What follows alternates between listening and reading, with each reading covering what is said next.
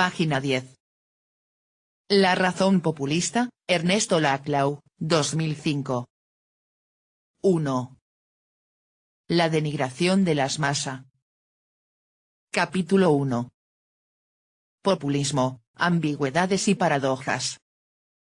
El populismo, como categoría de análisis político, nos enfrenta a problemas muy específicos. Por un lado, es una noción recurrente, que no solo es de uso generalizado, ya que forma parte de la descripción de una amplia variedad de movimientos políticos, sino que también intenta capturar algo central acerca de estos. A mitad de camino entre lo descriptivo y lo normativo, el concepto de populismo intenta comprender algo crucialmente significativo sobre las realidades políticas e ideológicas a las cuales refiere. Su aparente vaguedad no se traduce en dudas acerca de la importancia de su función atributiva. Sin embargo, no existe ninguna claridad respecto del contenido de tal atribución. Un rasgo característico persistente en la literatura sobre populismo es la reticencia o dificultad para dar un significado preciso al concepto. La claridad conceptual y ni que hablar de definiciones está visiblemente ausente de este campo. En la mayoría de los casos, la comprensión conceptual es reemplazada por la invocación a una intuición no verbalizada, o por enumeraciones descriptivas de una variedad de rasgos relevantes, una relevancia que es socavada, en el mismo gesto que la afirma, por la referencia a una proliferación de excepciones. El siguiente es un ejemplo típico de las estrategias intelectuales que tratan el populismo en la literatura existente. El populismo por sí mismo tiende a negar cualquier identificación con, o clasificación dentro de, la dicotomía izquierda/derecha. Es un movimiento multiclasista, aunque no todos los movimientos multiclasistas pueden considerarse populistas. El populismo probablemente desafíe cualquier definición exhaustiva. Dejando de lado este problema por el momento, el populismo generalmente incluye componentes opuestos, como ser el reclamo por la igualdad de derechos políticos y la participación universal de la gente común, pero unido a cierta forma de autoritarismo a menudo bajo un liderazgo carismático. También incluye demandas socialistas, o al menos la demanda de justicia social, una defensa vigorosa de la pequeña propiedad, fuertes componentes nacionalistas, y la negación de la importancia de la clase. Esto va acompañado de la afirmación de los derechos de la gente común como enfrentados a los grupos de interés privilegiados, generalmente considerados contrarios al pueblo y a la nación. Cualquiera de estos elementos puede acentuarse según las condiciones sociales y culturales, pero están todos presentes en la mayoría de los movimientos populistas. 1. Al lector no le resultará difícil ampliar la lista de rasgos relevantes de Germanio, por el contrario, mencionar movimientos populistas en los cuales varios de estos rasgos están ausentes. En ese caso, lo que nos queda es la imposibilidad de definir el término, una situación no muy satisfactoria en lo que al análisis social se refiere. Quisiéramos, desde el comienzo, adelantar una hipótesis que va a guiar nuestra indagación teórica, que el impasse que experimenta la teoría política en relación con el populismo está lejos de ser casual, ya que encuentra su raíz en la limitación de las herramientas ontológicas actualmente disponibles para el análisis político, que el populismo, como lugar de un escollo teórico, refleja algunas de las limitaciones inherentes al modo en que la teoría política ha abordado la cuestión de cómo los agentes sociales totalizan el conjunto de su experiencia política. Para desarrollar esta hipótesis comenzaremos por considerar algunos de los intentos actuales de resolver la aparente insolubilidad de la cuestión del populismo. Tomaremos como ejemplos los primeros trabajos de Margaret Canavan II, y algunos de los ensayos de un conocido libro sobre el tema compilado por Gita Ionescu y Ernest Heiner. 3. Los impasse en la literatura sobre populismo. A. Dada la vaguedad del concepto de populismo y la multiplicidad de fenómenos que han sido subsumidos bajo este rótulo, Una primera estrategia intelectual posible sería no intentar ir más allá de la propia multiplicidad, es decir, permanecer dentro de ella, analizar la gama de casos empíricos que abarca, y sacar cualesquiera conclusiones que sean posibles de una comparación limitada y descriptiva entre ellos. Esto es lo que intenta hacer Canavan en su trabajo, que incluye fenómenos tan dispares como el populismo estadounidense, los narodniki rusos, los movimientos agrarios europeos surgidos luego de la Primera Guerra Mundial, el social credit en Alberta y el peronismo en la Argentina, entre otros. Es importante que nos concentremos por un momento en la manera como Canavan se ocupa de esta diversidad, es decir, cómo intenta abarcarla a través de una tipología, y en las conclusiones que saca de ella. La autora es perfectamente consciente de las verdaderas dimensiones de la diversidad, que se puede observar, para empezar, en la pluralidad de definiciones de populismo que se encuentran en la literatura existente. A continuación, la lista que nos brinda Canavan. 1. El socialismo que surge en países campesinos atrasados que enfrentan los problemas de la modernización. 2. Básicamente, la ideología de pequeños pobladores rurales amenazados por el abuso del capital industrial y financiero. 3. Básicamente, un movimiento rural que busca realizar los valores tradicionales en una sociedad cambiante. 4. La creencia de que la opinión mayoritaria de la gente es controlada por una minoría elitista. 5. Cualquier credo o movimiento basado en la siguiente premisa principal: la virtud reside en la gente simple, que constituye la aplastante mayoría, y en sus tradiciones colectivas. 6. El populismo proclama que la voluntad de la gente como tal es suprema por sobre cualquier otro criterio. 7. Un movimiento político que cuenta con el apoyo de la masa de la clase trabajadora urbana o del campesinado, pero que no es resultado del poder organizativo autónomo de ninguno de estos dos sectores. 4. Frente a tal variedad, Canavan considera importante distinguir entre un populismo agrario y otro que no es necesariamente rural, sino esencialmente político y basado en la relación entre el pueblo y las élites. A partir de esta distinción, traza la siguiente tipología: populismos agrarios. 1. El radicalismo agrario, por ejemplo, el Partido del Pueblo de los Estados Unidos. 2. Los movimientos campesinos, por ejemplo, el Levantamiento Verde de Europa del Este. 3. El socialismo intelectual agrario, por ejemplo, los narodniki. Populismos políticos. 1. Las dictaduras populistas, por ejemplo, Perón. 2. Las democracias populistas, por ejemplo, las convocatorias a referendos y a la participación. 3.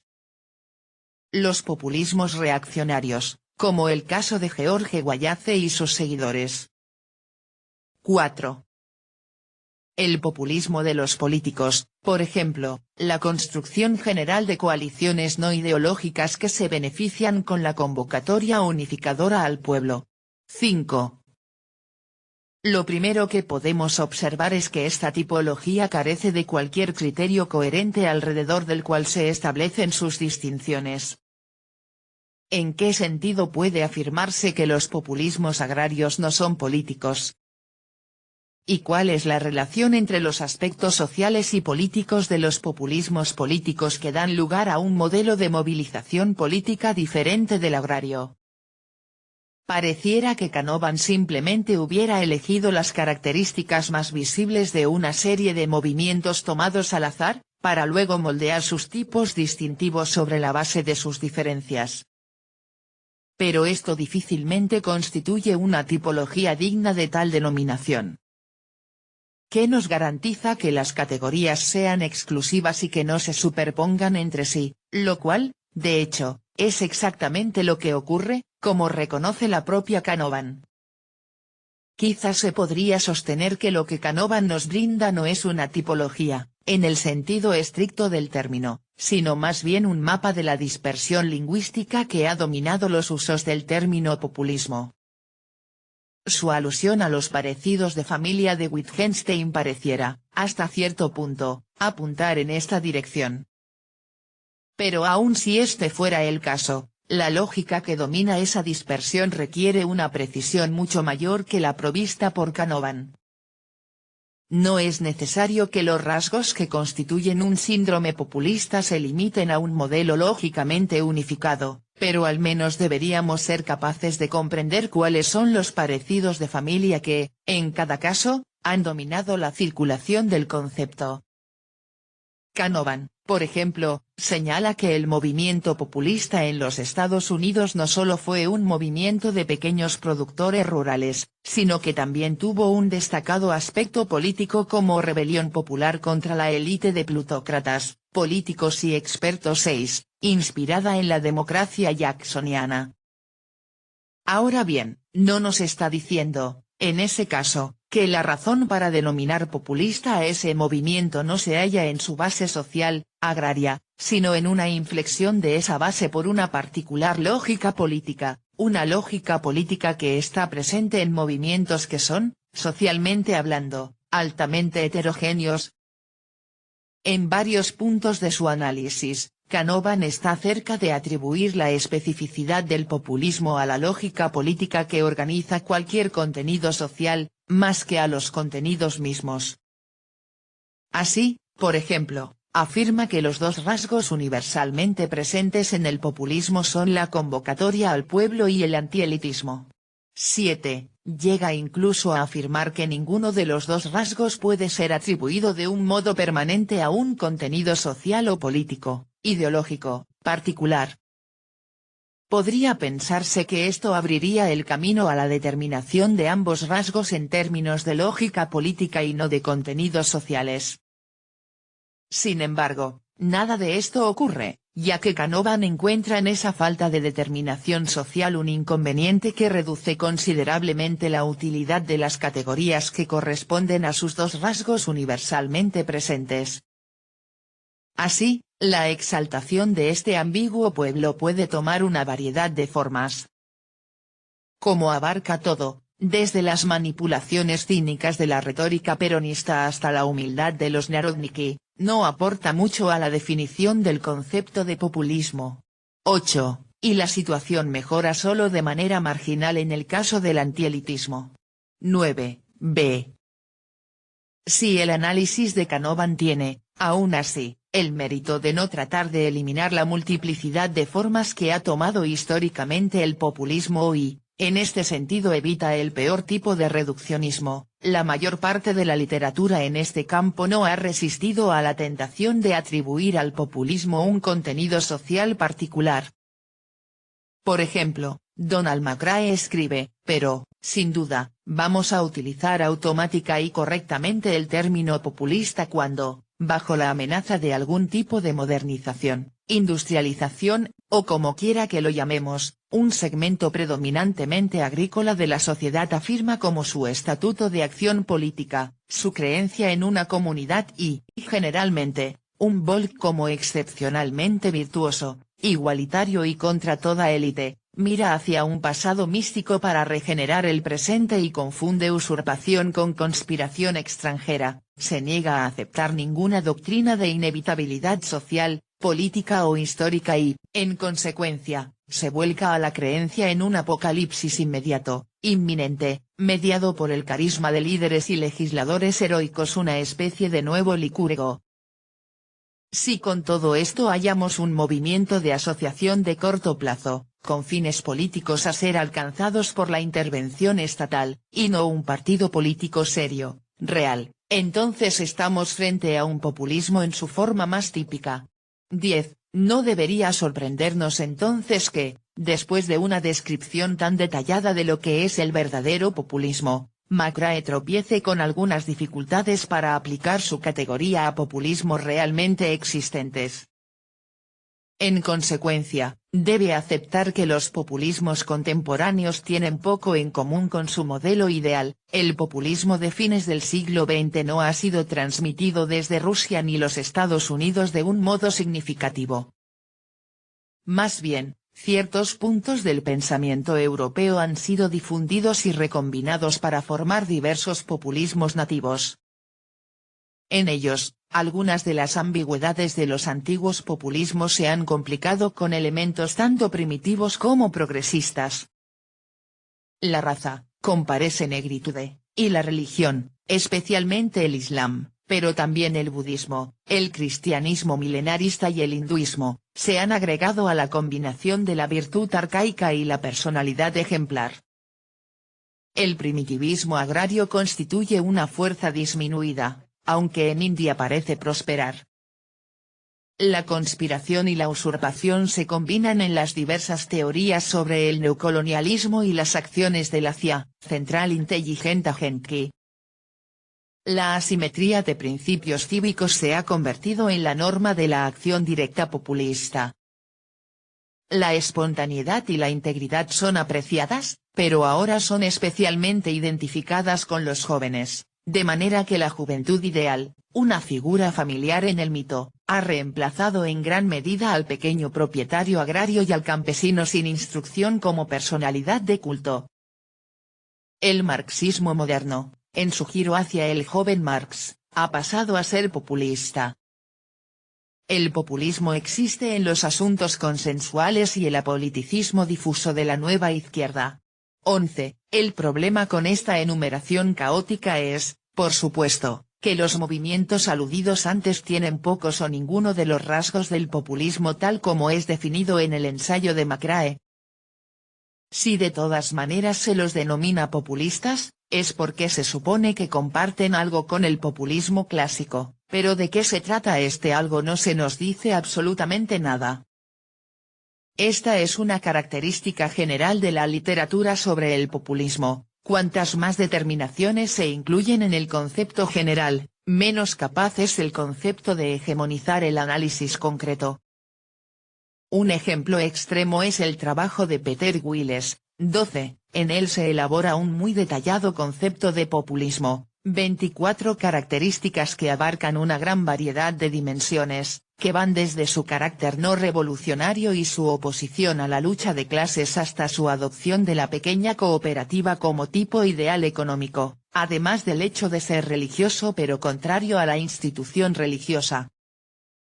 No resulta sorprendente, entonces, que Wiles dedique la segunda parte de su trabajo al análisis de las excepciones.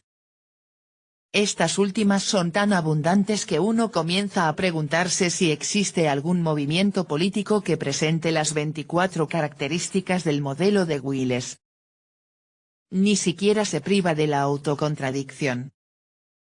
Así, en la página 176 nos dice, también es difícil para el populismo ser proletario. El pensamiento tradicional está menos difundido entre los proletarios que entre los artesanos. El trabajo de aquellos está sujeto a una disciplina de gran escala, que de hecho contradice la premisa principal. Pero 2 páginas más adelante afirma, el socialismo está mucho más distante que el fascismo, como podemos ver en esos socialistas quintaesenciales, Marx, los Webb y Stalin. Pero Lenin admitió una gran influencia de los Narodniki, de hecho, del populismo en sus ideas y comportamientos. Lo han seguido otros comunistas, principalmente Aldo, Sig, Gramsci y Mao Zedong. Uno podría preguntarse qué otra cosa estaban haciendo Lenin y Gramsci si no era intentar construir una hegemonía proletaria. Pero el absurdo del ejercicio de Wiles se hace aún más evidente cuando intenta hacer una lista de los movimientos que considera populistas. Estas personas y movimientos, entonces, son populistas y tienen mucho en común: los plebeyes, los dijes, los cartistas, fuerza moral y física, los Narodniki, los populistas de los Estados Unidos, los socialistas revolucionarios, Gandhi, Sinn Féin, la Guardia de Hierro, el Social Credit de Alberta Cárdenas, Aya de la Torre, el CCF en Saskatchewan, Pouja de Belaúnde en Yerere. 13. No se nos dice nada, por supuesto, sobre lo mucho en común que se supone que tienen estos líderes. Un conocimiento mínimo de ellos es suficiente para saber que no puede ser, de todas maneras, el síndrome descrito al comienzo del trabajo de Wiles. Por lo tanto, su observación final: ningún historiador puede omitir el concepto de populismo como herramienta de comprensión, nos invita al comentario melancólico de que a fin de omitir un concepto, uno debería poseerlo como primera medida. En los textos que hemos considerado hasta ahora, aquello que es específico del populismo, su dimensión definitoria, ha sido evitado sistemáticamente. Deberíamos comenzar a preguntarnos si la razón de esta sistematicidad no descansa tal vez en algún prejuicio político no formulado que guía la mente de los analistas políticos. Más adelante veremos que el principal mérito de la contribución de Peter Worley al debate ha sido comenzar a apartarse de esos presupuestos. Sin embargo, antes de esto deberíamos decir algo acerca de ellos, y para ello nos referiremos a otro trabajo incluido en el volumen de Ionescu y Heiner, el de Kenneth Minogue sobre el populismo como movimiento político. 14. Existen dos distinciones sobre las cuales Minogue basa su análisis. La primera es la distinción entre retórica e ideología. Debemos distinguir cuidadosamente entre la retórica utilizada por los miembros de un movimiento la cual puede ser plagiada de un modo aleatorio de cualquier parte, según las necesidades del movimiento, y la ideología, que expresa la corriente más profunda del movimiento. 15. La segunda es la distinción entre un movimiento y su ideología. Aunque Minogue está lejos de ser coherente en su utilización de estas distinciones, está claro que considera que existe una graduación normativa, según la cual el nivel más bajo corresponde a la retórica y el más alto al movimiento, quedando la ideología en una incómoda situación intermedia, entre las formas institucionales del movimiento y su degeneración en mera retórica. Esta última es el destino manifiesto del populismo, que constituye una formación política esencialmente transitoria. Refiriéndose al populismo estadounidense, Minogue afirma: entonces nos encontramos aquí con un movimiento con dos características importantes: desapareció rápidamente al cambiar las condiciones, y su ideología constituyó una mezcolanza formada por elementos apropiados de hecho, para insistir en la terminología utilizada en la sección I, no poseía una ideología en un sentido serio, sino meramente una retórica. No sentó raíces profundas, porque de hecho no había nada que pudiera crecer, simplemente una racionalización de los tiempos difíciles construida precipitadamente, que podría ser abandonada una vez que las cosas mejoraran. 16. Y sobre las ideologías del tercer mundo nos dice lo siguiente. En contraste con las consolidadas ideologías europeas, estas creencias tienen la apariencia de paraguas abiertos de acuerdo con las exigencias del momento, pero desechables sin pena al cambiar las circunstancias. Y esto parece totalmente sensato como reacción frente a la alternancia entre desesperación y esperanza que experimentan los pobres periféricos de un mundo industrializado. No pueden permitirse ser doctrinarios, el pragmatismo debe ser el único hilo de su comportamiento, punto. Pienso, entonces, que podríamos racionalizar legítimamente la tendencia creciente a utilizar el término populismo para abarcar muchos y diversos movimientos como un reconocimiento de este carácter particular de las ideas políticas en el mundo moderno. El populismo constituye un tipo de movimiento que se encuentra entre aquellos conscientes de pertenecer a la periferia pobre de un sistema industrial. En este sentido, puede considerarse como una reacción al industrialismo.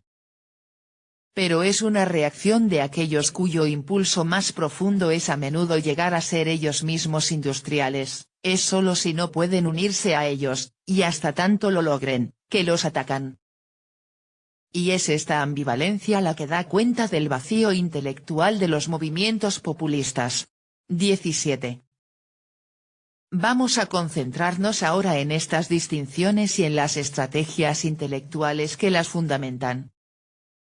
La ideología solo puede considerarse como diferente de la retórica involucrada en la acción política si la retórica es entendida como un puro adorno del lenguaje, que no afecta en modo alguno a los contenidos transmitidos por este.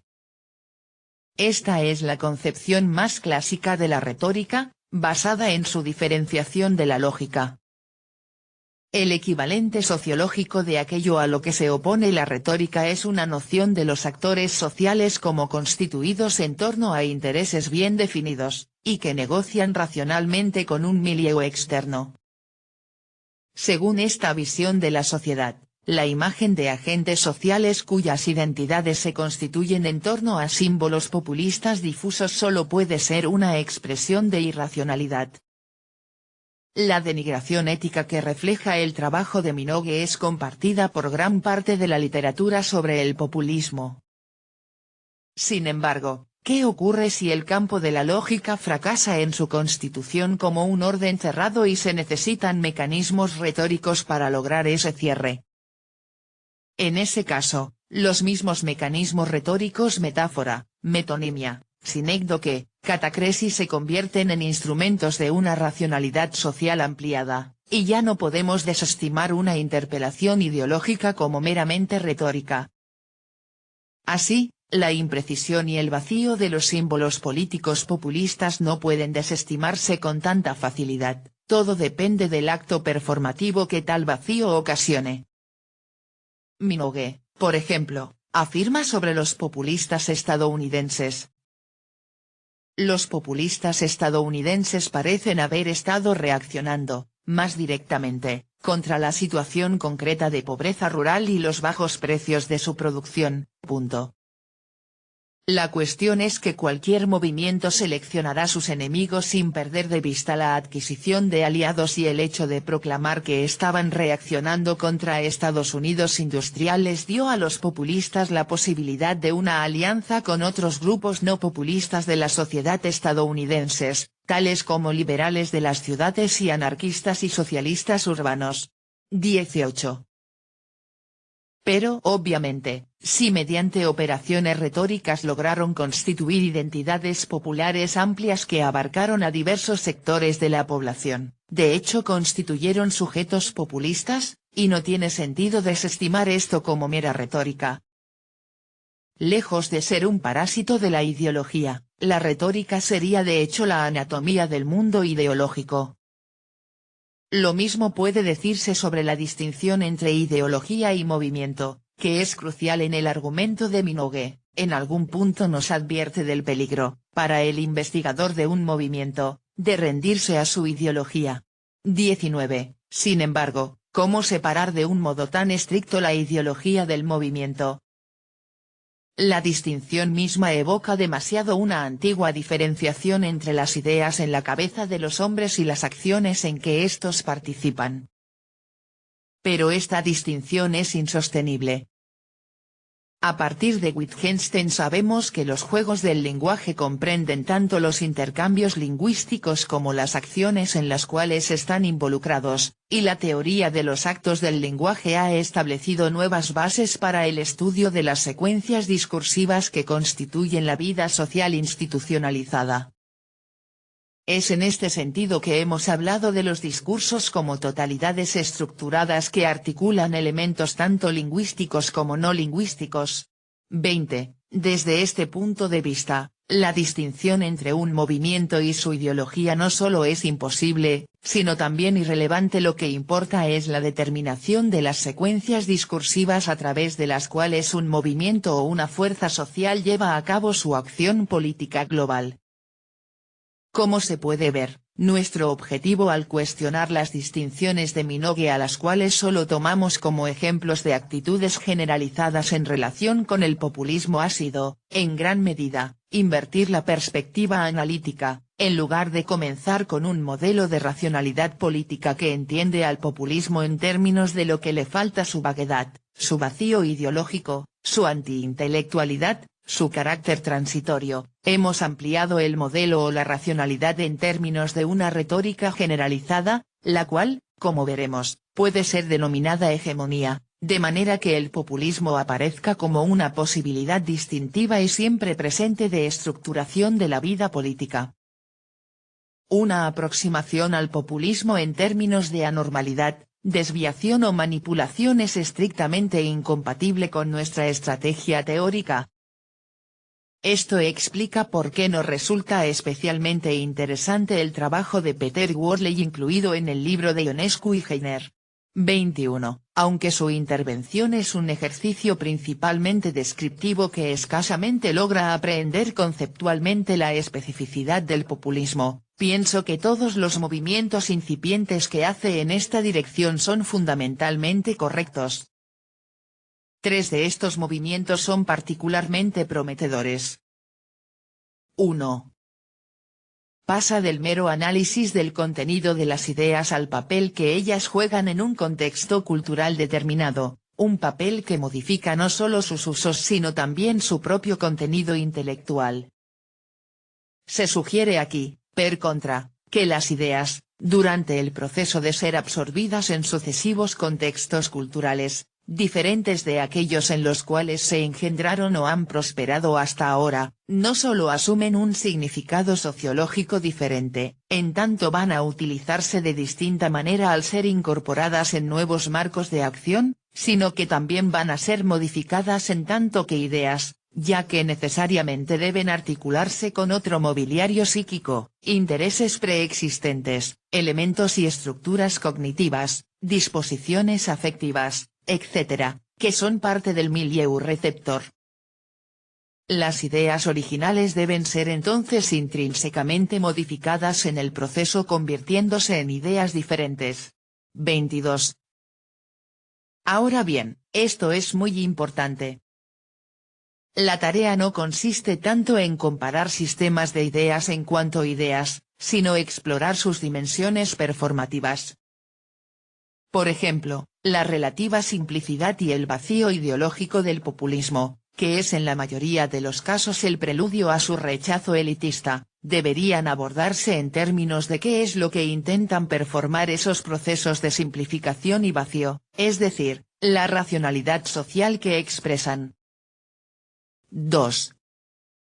El populismo no es percibido por Worley como un tipo de organización o ideología a ser comparado con otros tipos como el liberalismo, el comunismo o el socialismo, sino como una dimensión de la cultura política que puede estar presente en movimientos de signo ideológico muy diferente.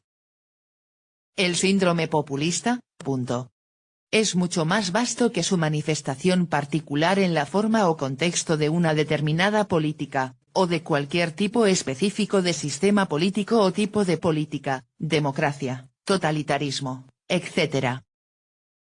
Esto sugiere que el populismo estará mejor considerado como un énfasis, una dimensión de la cultura política en general, y no simplemente como un tipo particular de sistema ideológico general o forma de organización.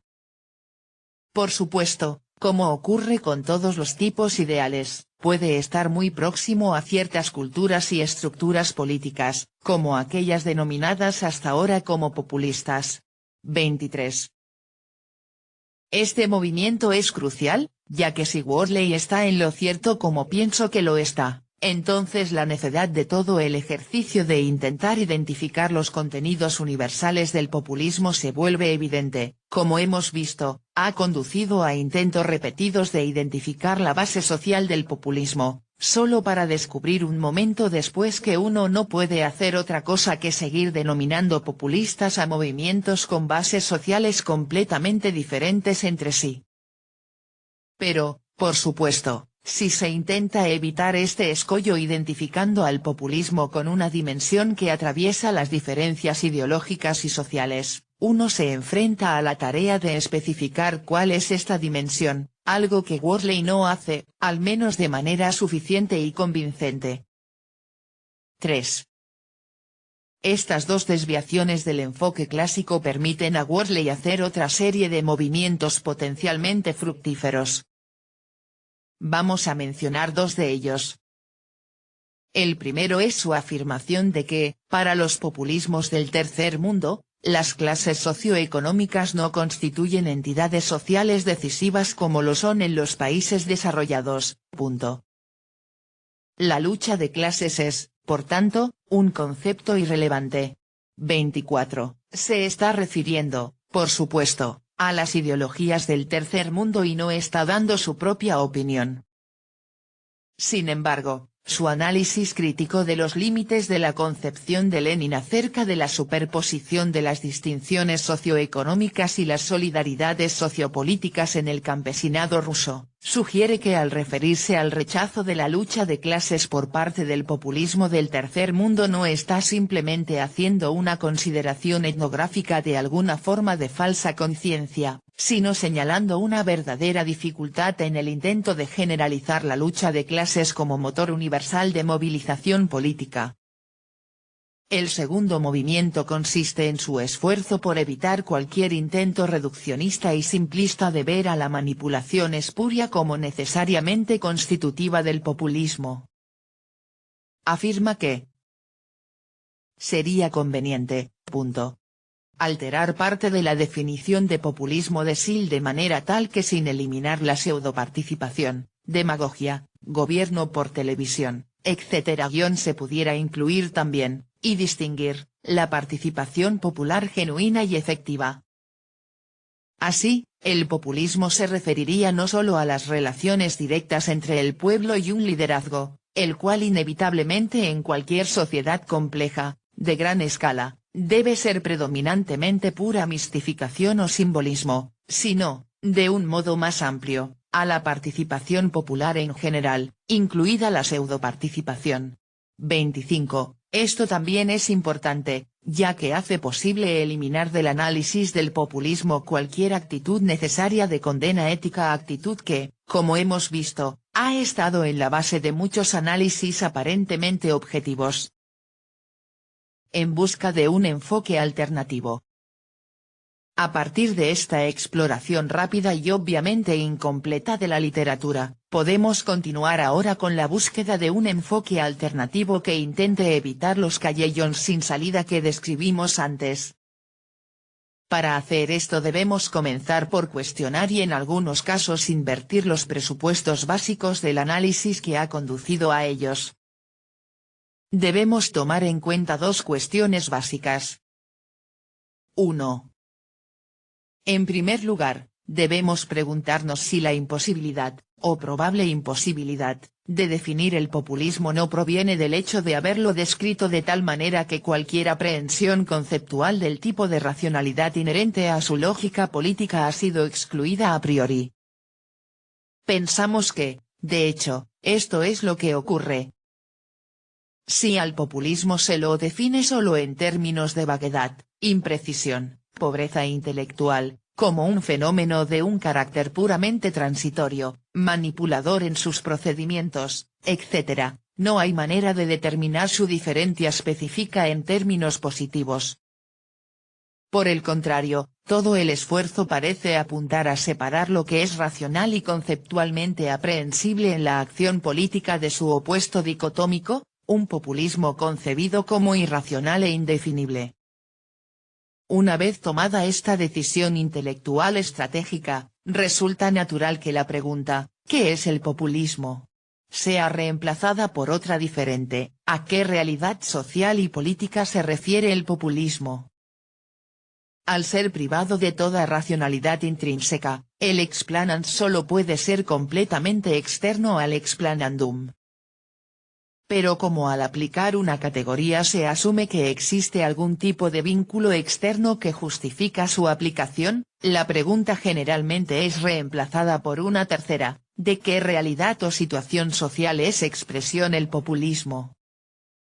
A esta altura, el populismo está realmente relegado a un nivel meramente epifenoménico.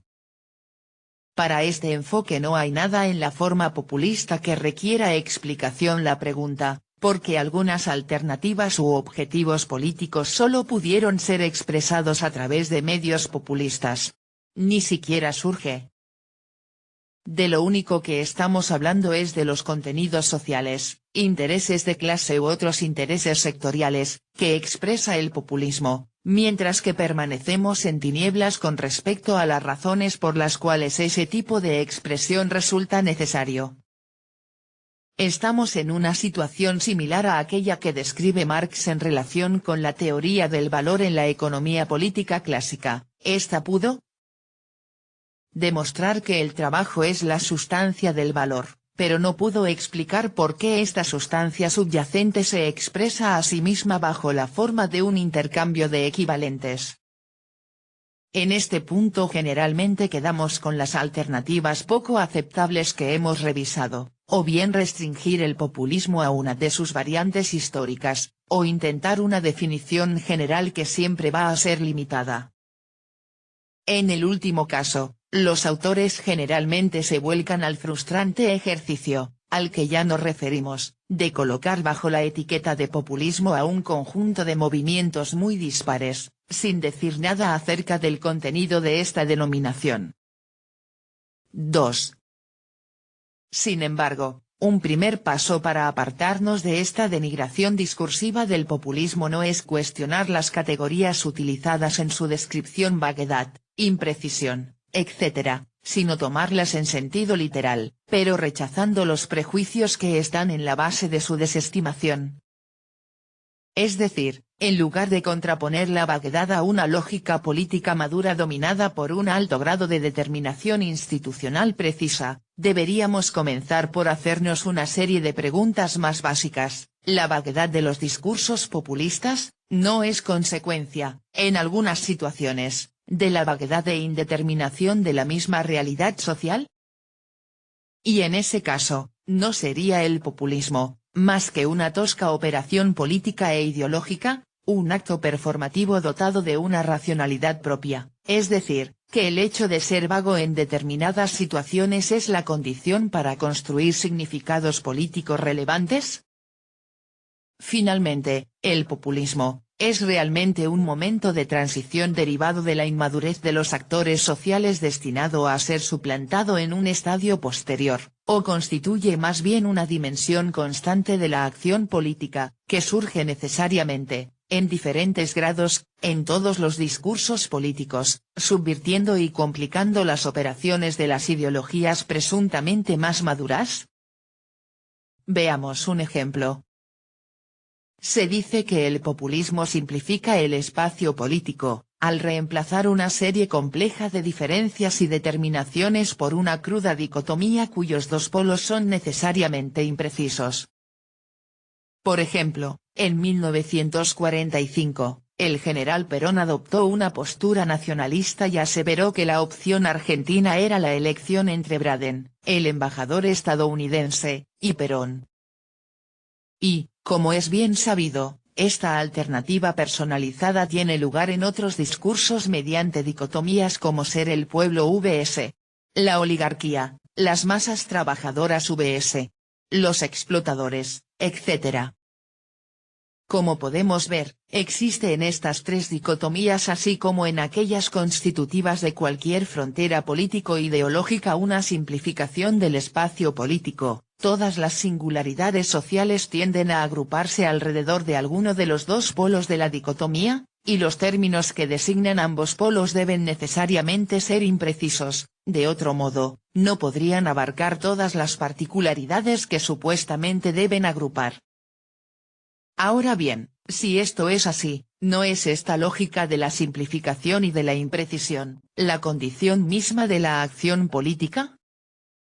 Solo en un mundo imposible, en el cual la administración hubiera reemplazado totalmente a la política y una piecemeal engineering, al tratar las diferencias particularizadas, hubiera eliminado totalmente las dicotomías antagónicas, hallaríamos que la imprecisión y la simplificación habrían sido realmente erradicadas de la esfera pública. En ese caso, sin embargo, el rasgo distintivo del populismo sería solo el énfasis especial en una lógica política, la cual, como tal, es un ingrediente necesario de la política tout court. Otra forma de desestimar al populismo, como hemos visto, es relegarlo a la mera retórica. Pero como también hemos señalado, el movimiento tropológico, lejos de ser un mero adorno de una realidad social que podría describirse en términos no retóricos, puede entenderse como la lógica misma de la constitución de las identidades políticas. Tomemos el caso de la metáfora. Como sabemos, esta establece una relación de sustitución entre términos sobre la base del principio de analogía.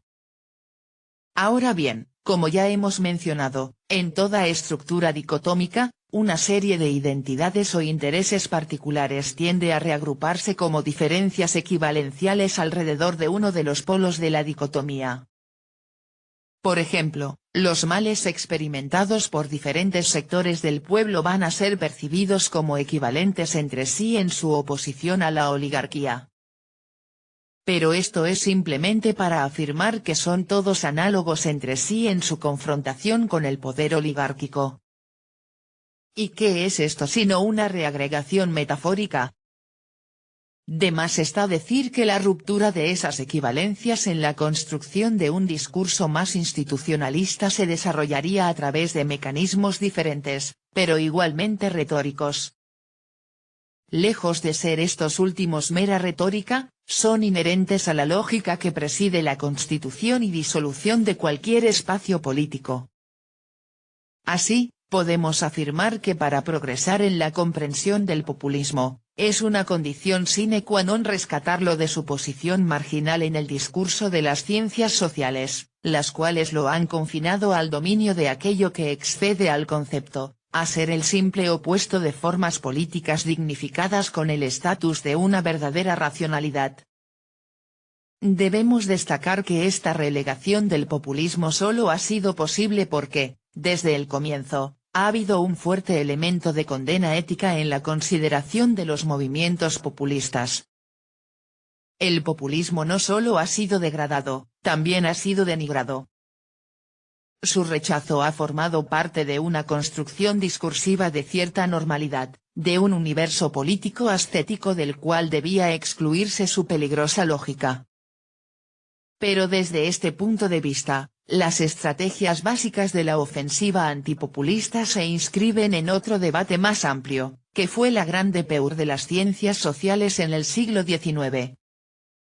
Me refiero a la discusión general sobre psicología de las masas. Este debate, que es paradigmático para nuestro tema, puede considerarse en gran medida como la historia de la constitución y disolución de la frontera social que separa lo normal de lo patológico. Fue en el curso de esta discusión que se establecieron una serie de distinciones y oposiciones que operarían como una matriz sobre la cual se organizó una perspectiva general sobre fenómenos políticos aberrantes, que incluían al populismo. Nuestro punto de partida va a ser la consideración de esta matriz. Vamos a comenzar con el análisis de un texto clásico que estuvo en el epicentro de esta historia intelectual. Me refiero a Psychologie des Foules, Psicología de las Multitudes, de Gustave Le Bon. Página 26.